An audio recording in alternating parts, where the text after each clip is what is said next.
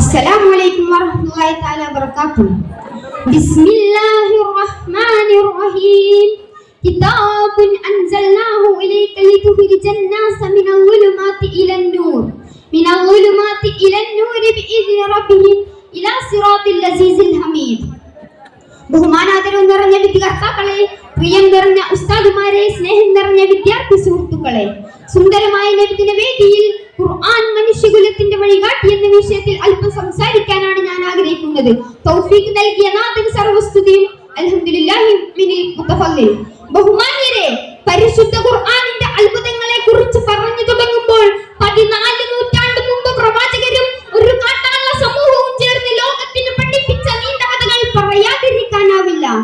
അപരിഷ്കൃതരും പരുക്കൻ പ്രകൃതക്കാരുമായ ഒരു ജനവിഭാഗമായിരുന്നു ഖുർആനിന്റെ പ്രഥമ അഭിസംബോധിതർ. ചെറിയ കാലയളവ് കൊണ്ട് തന്നെ ആ ജനതയെ മാനവ മൂല്യങ്ങളുടെ തിളങ്ങുന്ന മാതൃകകളാക്കി വളർത്തിയെടുക്കുകയും പിന്നീട് അവരിലൂടെ ലോക ജനതയ്ക്ക് നന്മയുടെ കൈത്തിരി തെളിയിച്ചു കൊടുക്കുകയും ചെയ്യുന്ന അത്ഭുതമായിരുന്നു ലോകം കണ്ടത്. വിശുദ്ധ ഖുർആൻ കേവലം ഒരു രാജ്യത്തിന്റെയോ ഒരു ഭാഷയുടെയോ ഒരു കാലഘട്ടത്തിന്റെയോ ഒരു വർഗത്തിന്റെയോ മാത്രം ഗ്രന്ഥമല്ല, മറിച്ച് മാനുഷികതയാണ് അത് അഭിസംബോധന ചെയ്യുന്നത്.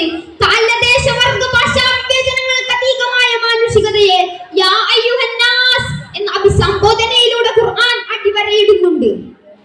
ധാർമ്മിക മൂല്യങ്ങൾക്ക് വില കൽപ്പിക്കാത്ത, എല്ലാ നിലയിലും അരാജകത്തിൽ ജീവിച്ച് സ്വന്തം രക്തത്തിൽ നിന്ന് പിറന്നു വീണ കുഞ്ഞു പെണ്ണായാൽ അപമാനഭാരം നിമിത്തം കുഴിച്ചു മൂടി അഭിമാനത്തോടെ വിളിച്ചു പറഞ്ഞിരുന്ന കാലം. അയൽവാസിയുടെ വീട്ടിലേക്ക് തന്റെ ഒട്ടകം കടന്നാൽ അതിന്റെ പേരിൽ വർഷങ്ങളോളം യുദ്ധം ചെയ്യുന്ന യുദ്ധക്കൊതിയന്മാരുടെ ജനത. താൻ മരിച്ചു കഴിഞ്ഞാൽ തന്റെ കുഴിമാടത്തിന് മുകളിൽ കുഴിച്ചു വെക്കുന്ന മുന്തിരിവള്ളിയുടെ വേരുകൾ നുരുമ്പിക്കൊണ്ടിരിക്കുന്ന തന്റെ അസ്ഥി പഞ്ചനങ്ങൾക്ക് മദ്യത്തിന്റെ ലഹരി പകരുമെന്ന് പറഞ്ഞിരുന്നൊരു ജനത.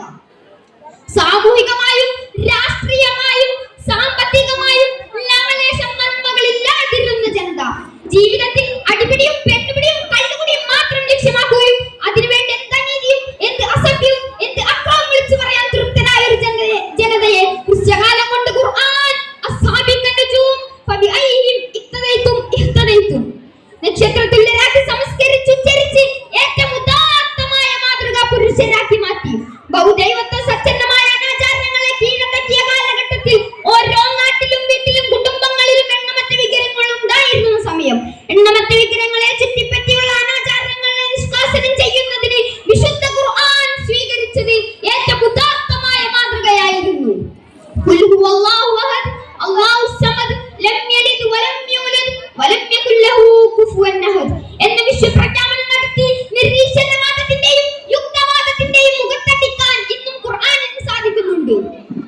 ജീവിതത്തെ രൂപപ്പെടുത്തുവാനും വ്യക്തി ശുചീകരണത്തിനും ഖുർആനിന്റെ അധ്യാപനങ്ങൾ ലോക ജനതയ്ക്ക് മാതൃകയാണ്.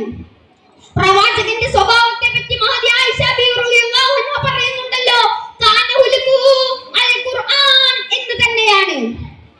ജീവിതത്തെ രൂപപ്പെടുത്തുവാനും വ്യക്തി ശുചീകരണത്തിനും ഖുർആനിന്റെ അധ്യാപനങ്ങൾ ലോക ജനതയ്ക്ക് മാതൃകയാണ്.